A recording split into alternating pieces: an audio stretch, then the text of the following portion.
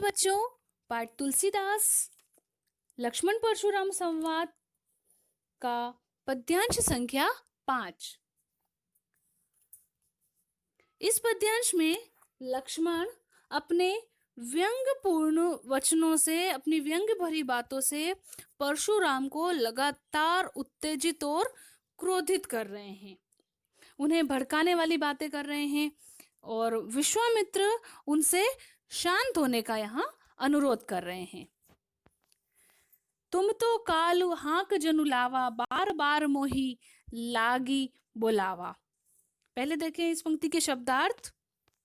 कालु यानी मृत्यु, काल, मोही मेरे लिए, और बोलावा यानी बुला रहे हो। तो यहाँ पर लक्ष्मण ने परशुराम जी से कहा, आप तो मानो मृत्यु को अपने साथ ही हाँक कर लाए हो। कालू हाँक जनु लावा, मानो कि आप तो मृत्यु को अपने साथ ही हाँक कर यहाँ ले आए हो। इसीलिए बार बार मुझे या मेरे लिए आप मृत्यु को यहाँ बुला रहे हो।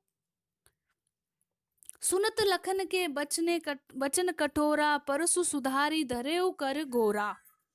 तो यहाँ लक्ष्मण के ऐसे कठोर वचनों को सुन करके शब्दार्थ देखें। सुधारी अर्थात अच्छी तरह से, धरेउ उठा लिया, गोरा भयंकर। तो लक्ष्मण के ऐसे कठोर वचनों को या व्यंग्य भरे वचनों को सुन करके परशुराम जी ने अपने भयंकर फरसे को संभाल करके उठा लिया या हाथ में ले लिया। अब जनी देई दोष मोहि लोगु, कटु बादि बालकु बद जोगु। शब्दार्थ देखें। जनी अर्थात मत, देई अर्थात दे, कटुवादी अर्थात कड़वा बोलने वाला, और बद जोगु अर्थात मारने योग्य या मारने जैसा। तो आगे वे कहने लगे कि अब लोग मुझे इस बालक का वध करने पर दोष न दें। जनी यानी न दें, मत दें। तो मुझे कोई इसका दोष मत देना, यह तो कटुवादी है अर्थात कड़वे वचन बोलने वाला लड़का है या बालक है जो कि मारने योग्य ही है। बाल बिलो की बहुत में बाचा, अब यहू मरनिहार भासाचा। शब्दार्थ कि बिलो की देखकर, बाचा यानी छोड़ दिया, और मरनिहार यानी मरने योग्य, साचा यानी सच में। तो यहाँ आगे वे कहते हैं परशुराम जी कि मैंने इसे यह बालक जान करके अब तक इसे बहुत बार बचा लिया है या इसे बहुत बार छोड़ दिया है, परंतु अब यह वास्तव में मरने योग्य ही है। यह सच में यह मरने योग्य बालक है। कौशिक कहा क्षमी अपराधु, बाल दोष गुण गण ही न साधु। शब्दार्थ क्षमीय अर्थात क्षमा, और गण ही गिनते हैं। तो इतनी अधिक बात को बढ़ता हुआ देखकर, उनके क्रोध को देख करके विश्वामित्र जी ने फिर परशुराम जी से कहा कि हे मुनि, आप सज्जन लोग हैं, तो सज्जन लोग बालकों के गुण दोषों पर अधिक ध्यान नहीं देते, वे क्षमा कर देते हैं। तो आप भी इसे क्षमा कर दीजिए, इसके अपराध को क्षमा कर दीजिए, इसके अवगुणों को अधिक गिनने नहीं या देखे नहीं। खर कुठारु में अकरुण को ही, आगे अपराधी गुरुद्रोही। शब्दार्थ देखें तो खर यानी धारदार, और अकरुण निर्दयी, को ही यानी क्रोधी।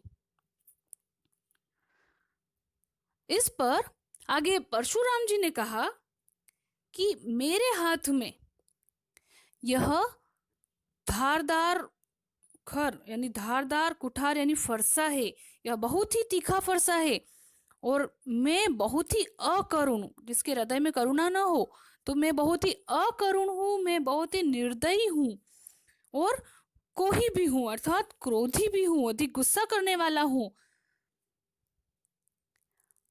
आगे अपराधी गुरुद्रोही मेरे सामने यह घोर अपराधी है, अपराध करने वाला है और मेरे ही गुरु का अपमान करने वाला यहाँ खड़ा है।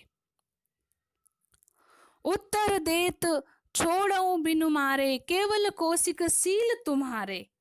वे आगे कहते हैं कि यह बार बार उत्तर अर्थात उत्तर दे रहा है, यह बार बार मुझे उत्तर दे रहा है, इतना होते हुए भी मैं इसे बार बार छोड़ रहा हूं, तो सिर्फ इसीलिए कि मैं आपके शील स्वभाव के कारण इसे छोड़ रहा हूं। हे कौशिक, हे विश्वामित्र, मैं आपके आचरण और आपके स्वभाव के कारण इसे छोड़ रहा हूं। न तहि काटी कुठार कठोरे गुरही उरिन होतउ श्रम थोरे। नहीं तो यही यानी इसका, गुरही गुरु से, उरिन ऋण से मुक्त, थोड़े थोड़ा सा।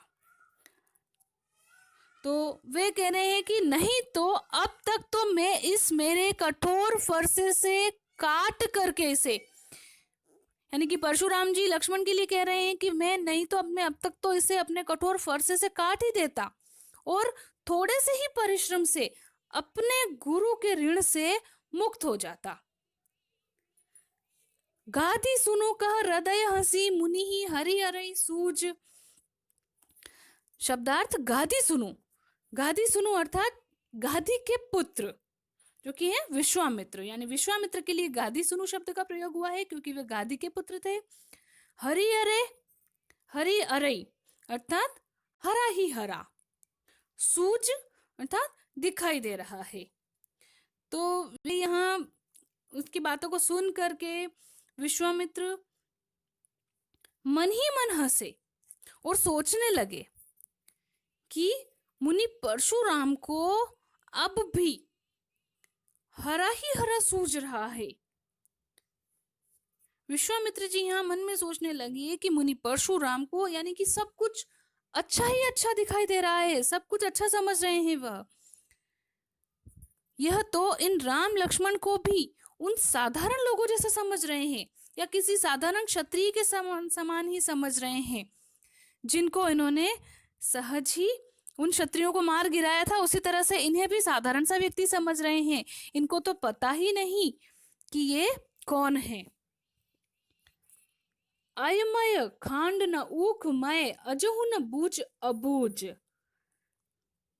शब्दार्थ अयमय अर्थात लोहे की, ऊखमय गन्ने की, अजहु अब भी, बूझ जान करके या समझ करके, अबूझ ना समझ।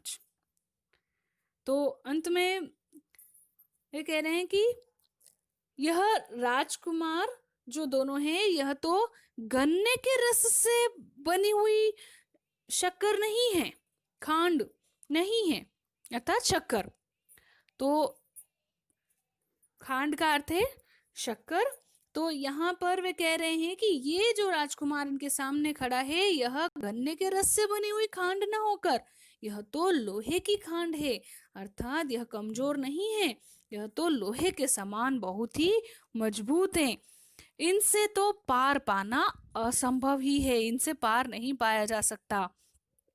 और ये परशुराम मुनि जो हैं यह अज्ञान के कारण बिना जाने ही सच्चाई को नहीं समझ पा रहे हैं। अबूझ जो कि ना समझ बने हुए हैं, सच्चाई को समझ ही नहीं पा रहे हैं। यहाँ पर मुहावरेदार भाषा का प्रयोग किया गया है, रौद्र रस में व्यंग्यात्मक शैली का प्रयोग किया गया है और अनुप्रास तथा पुनरुक्ति प्रकाश अलंकार का प्रयोग किया गया है।